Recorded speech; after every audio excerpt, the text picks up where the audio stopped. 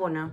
Numele meu este Anda și sunt studentă în anul 3 la Universitatea de Medicină și Farmacie Carol Davilat din București, România. În acest video vă voi vorbi despre viața la medicină aici, precum și despre etapele pe care trebuie să le parcurgi pentru a putea urma rezidențiatul în Statele Unite. În primul rând, una dintre diferențele majore între sistemul universitar medical din România și cel din SUA este durata studiilor.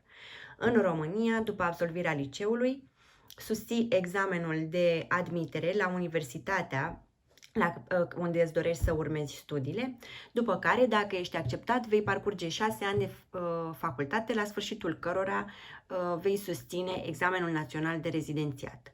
În state, lucrurile sunt diferite, în sensul în care, după liceu, trebuie să parcurgi 4 ani de undergraduate studies, așa numita premedicină, la sfârșitul cărora vei susține examenul standardizat pentru admiterea la facultățile de medicină, iar apoi vei parcurge încă 4 ani de medicină propriu-zisă. Diferența este colosală și în ceea ce privește curicula facultăților și mai ales în ceea ce privește examenele de rezidențiat. După cum foarte mulți din cei interesați și documentați știu, pentru a putea face rezidențiatul în SUA este necesar să susții examenele STEP, Step 1 și Step 2, dintre care Step 2 este format din două părți, o parte scrisă și o parte practică clinică, iar pe lângă asta programele de rezidențiat de la spitale vor să vadă că ai avut activitate de cercetare, articole publicate, participări la diverse conferințe, voluntariat serios și multe alte activități extracurriculare, ca să le numesc așa. Din păcate, în școala românească, modul de învățare este bazat mai mult pe toceală și memorare, pe principiul reține cât mai multe detalii, tot cam în acest fel fiind formate și întrebările de la examenul de rezidențiat. Studierea sistemelor se face divizat și separat la diversele materii, astfel că probabil niciodată nu ajungi să studiezi în același timp la diversele materii de an același sistem.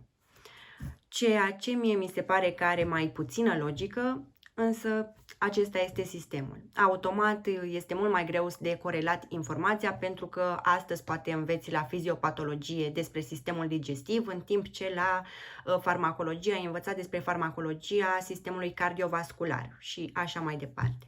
Contrar, în SUA se învață în mare parte totul pe sisteme, ajutând studentul să coreleze informația mult mai ușor și evident să aibă o înțelegere mult mai complexă asupra informației predate. Motivul pentru care îmi doresc să fac rezidențiatul și să-mi continui restul carierei în America este în primul rând faptul că mi-am dorit de când eram mică să locuiesc acolo și am locuit chiar și un an după liceu. Chiar dacă a trebuit să mă întorc în România, am simțit mereu că locul meu este acolo și că mă voi reîntoarce. În al doilea rând, cred că nici nu mai este nevoie să menționez diferențele dintre sistemul medical american și cel românesc. Cu siguranță este de la sine înțeles că, deși în România cred că medicii au o pregătire medicală bună, știm cu toții că sistemul medical american este cu mult mai superior și avansat. Acolo nu te lovești de obstacole detestabile, precum lipsa de medicamente pentru pacienții internați, lipsa de aparatură și multe altele.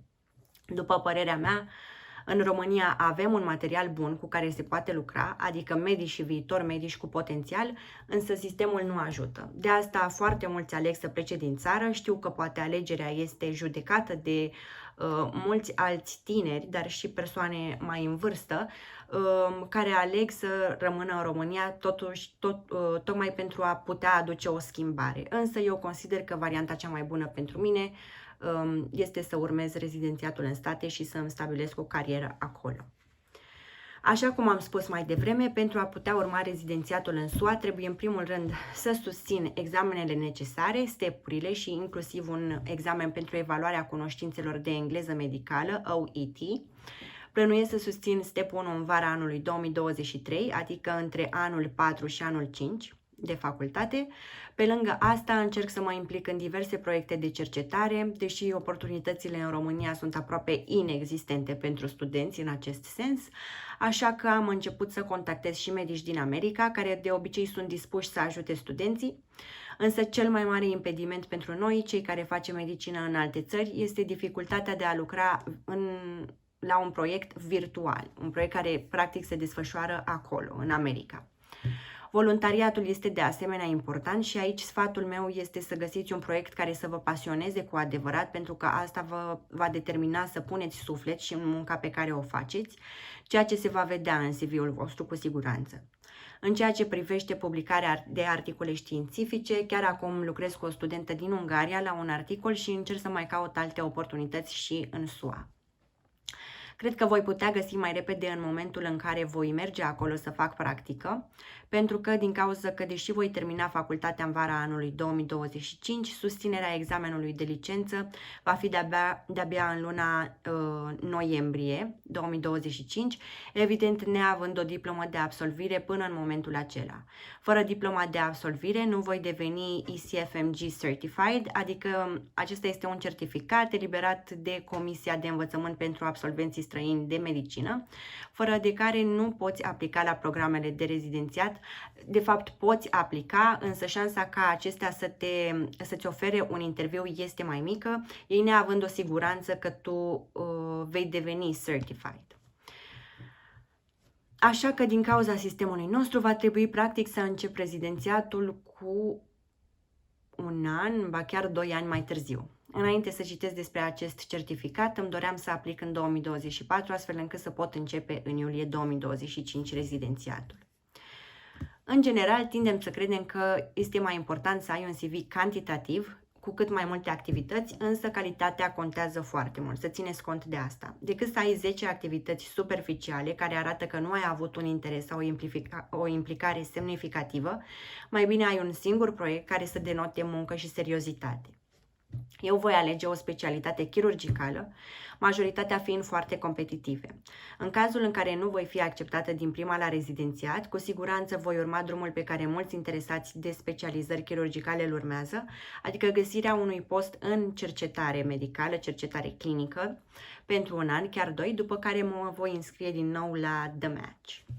Pentru cei interesați de modul în care mă organizez pentru Step 1, încă nu vă pot vorbi despre acest lucru pentru că nu am început. Cred că voi începe să citesc din First Aid la începutul lunii viitoare și voi începe un studiu mai serios din vară. Știu că drumul către rezidențiatul în SUA este unul extrem de stresant. Sunt foarte multe lucruri pe care trebuie să le faci și mai mult de atât trebuie să le cam faci pe toate bine, însă cred că este un proces care merită tot efortul și stresul la care suntem supuși.